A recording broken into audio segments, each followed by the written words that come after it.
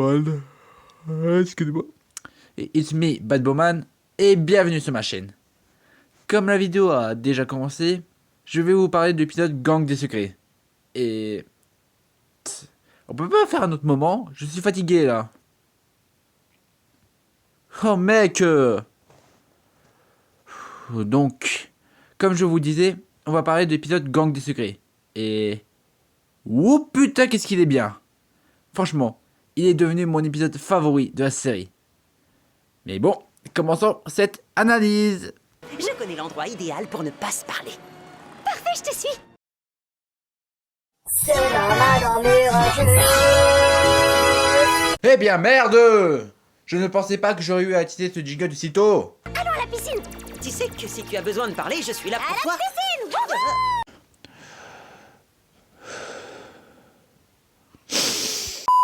Bon, ça suffit les conneries.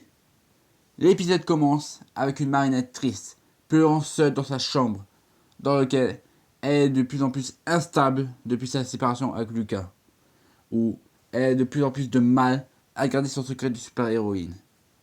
Mais elle est aussi en même temps aux aguets des attaques du papy ombre. Sentant que leur ami est dans le mal, Alia, Rose, Mia, Joker et Alix tentent de la réconcilier en tant qu'amie. Mais voyant que ses amis se rapprochent de la Miracle Box, Marinette les recale en les demandant de partir et qu'elle ne les considère plus comme des amis. Et elles se font toutes acclimatiser en même temps. On est déjà seulement à la moitié de l'épisode et déjà l'épisode montre qu'il est spécial. En effet, l'épisode tourne autour de Marinette où nous avons vu que sa séparation avec Lucas a été un coup dur pour elle. Puisqu'on voit qu'elle n'a plus la force de côtoyer quelqu'un du fait de ses responsabilités de super-héroïne, et sa séparation la fout mal. Mais c'est pire lorsqu'elle est Ladybug, ou lorsqu'elle essaie de cacher ses sentiments. Elle devient bizarrement colérique, ou change de sujet, mais ces sujets sont farfelus, comme aller à la piscine. Bon, je peux le mettre, mais Enfin bref, l'épisode appuie bien sur le fait que Marinette est dans le mal durant tout l'épisode, qu'elle soit en tant que Marinette ou bien en tant que Ladybug. Et je ne sais pas si je suis sûr d'avoir trouvé cela, mais on a l'impression que Marinette et Ladybug se concordent entre elles. Ce que je veux dire, c'est que Marinette a de plus en plus de mal à dissimuler ses sentiments lorsqu'elle est en tant que Marinette ou en tant que Ladybug. Elle est constamment triste sur les deux plans, comparé à certains épisodes où elle arrive à avoir deux personnalités distinctes. Ce qui montre bien que l'épisode montre la partie sombre de Marinette, où elle commence à devenir de plus en plus fragile. Et cela montre bien que Papillon est devenu de plus en plus puissant, puisque notre héroïne, due à cette séparation, commence à montrer son talon d'Achille. Mais bon, laissons les sentiments de côté pour parler des super méchantes de l'épisode. Et oui, des, parce qu'il y en a plusieurs. Elles sont au nombre de 5, à savoir Lady Wifi, Princesse Fragrance, Chrono Girl, Reflecta et Horrificator, dans lequel elles se font toutes acclimatiser en même temps. Et je me demandais la question du comment ont-elles pu se faire acclimatiser tout en même temps? Car comme ce qu'on avait vu dans l'épisode Félix, où Aya, Rose et Joika ont été acclimatisées du fait qu'elles ont été en contact avec l'objet. Mais ici dans cet épisode, ce sont plus 3, mais 5 personnes qui se sont fait acclimatiser. Mais l'objet n'est même pas plus gros que la tablette de tout à l'heure. Mais c'est bien un bracelet qui fait la taille d'une main. Donc je ne sais pas si elles se font acclimatiser du fait qu'elles ont été en contact avec l'objet en transmettant leurs émotions négatives, ou comme ce qu'a dit Mylène dans l'épisode, où d'après elle, si la personne dit son secret à la perle, alors le poids de la perle les uniront. Et comme avant la combatisation, elles se sont toutes confiées au bracelet.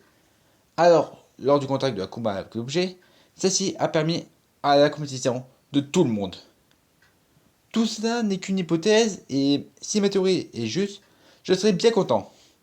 Je dis ça, mais peut-être que c'est une facilité scénaristique, pour pas se faire chier à savoir comment ils compétitionnent tout en même temps. Mais bref, dans l'épisode, le gang des secrets ont pour objectif que Marinette redevienne leur amie. et qu'elle doit dire tous ses secrets. Et elles mettront tous les moyens possibles pour y arriver. Donc, elles représentent un danger pour nos héros du fait du nombre et qu'elles peuvent aussi apprendre de force la vérité de Marinette due au pouvoir de Princesse Fragrance. Par contre, je dis un gros bravo à Trix qui a sauvé le gros cul de Marinette in extremis. Bon, par contre, je suis désolé pour la Tour Eiffel qui prend encore cher dans la série. Oh, c'est pas si grave. Si tu le vois. Mais de toute façon, le miracle c'est Ladybug peut tout réparer. Trix Goldenos.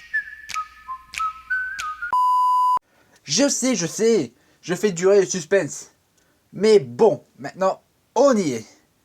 Voici cette scène importante de l'épisode où Alia a réussi à se désacclimatiser d'elle-même. Et oui, ce qui rend cet épisode incroyable, c'est que nous voyons pour la toute première fois une personne qui réussit à se désacclimatiser de sa propre volonté. Et je vois qu'il y aura plusieurs qui vont me dire, mais Chloé aussi a réussi à se désacclimatiser toute seule. Je vous réponds, oui, elle a aussi réussi à se libérer du pouvoir du papillon, certes. Mais elle n'a pas laissé ses sentiments négatifs prendre le dessus. Et donc, elle ne s'était pas transformée en super méchante. Tandis qu'Aya a succombé à ses sentiments durant l'épisode. Et donc, elle s'était transformée en Lady Wi-Fi. Et donc, c'est la seule à se libérer du pouvoir du papillon alors qu'elle était sur sa forme acclimatisée. Et donc, comme Aya a repris sa forme normale, il reste encore 4 acclimatisés. Et donc, 4 contre 2, c'est toujours inéquitable. Alors, une qualification de plus, ce n'est pas de trop. Et donc, voici l'apparition de Reina Rouge durant cette saison. Et je suis content de la revoir, car en toute honnêteté, c'est ma super-héroïne favorite de la série. Et la voir combattre m'a fait un bien fou. Et par contre, ce n'est pas un petit peu dangereux que Ladybug fasse appel à elle, car il y a eu Miracle Queen auparavant. Et donc le papillon, c'est qui est Reina Rouge. Et donc ce sera de plus en plus risqué de faire appel à elle, pour éviter que le papillon attaque sa famille, si elle en fait trop usage. Bon, il y a Nora qui peut défendre un peu tout le monde, mais ce n'est pas une raison. Elle devient involontairement une menace pour elle et pour Ladybug. Pour les scènes de combat, je vais les passer, parce qu'il n'y a pas grand chose à dire, mais on va finalement passer à la scène finale. Et cette scène, pour votre grand plaisir, je vais vous la montrer, car je trouve que c'est devenu l'une des scènes les plus importantes de la série. Donc, la voici. Marinette, quoi que tu me dises, je suis ton amie. Et moi, je suis Ladybug.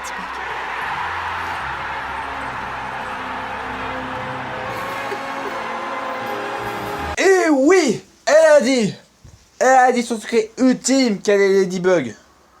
Waouh, mais personne ne l'a vu venir cela. Une personne a enfin découvert l'identité de Ladybug. Waouh, mais Marinette a craqué. Elle a avoué à Aya qu'elle est Ladybug. Mais comment cette série va gérer cela? Puisque maintenant, Aya connaît la vérité. Waouh, dégage de là. Maintenant, qu'est-ce que la série va advenir? Est-ce que le Ladyblog va fermer, puisque Aya connaît la vérité? Est-ce que Reina Rouge va devenir une alliée récurrente de nos deux héros? Est-ce que Aya va aider Marinette dans son rôle de gardienne? Tant de questions que nous reverrons dans les prochains épisodes. Mais moi, je ne sais pas pour vous, mais je me refais la scène. Voilà, la vidéo s'achève ici. Si la vidéo vous a plu, continuez de soutenir la chaîne. Quant à moi, je vous revois à la prochaine vidéo.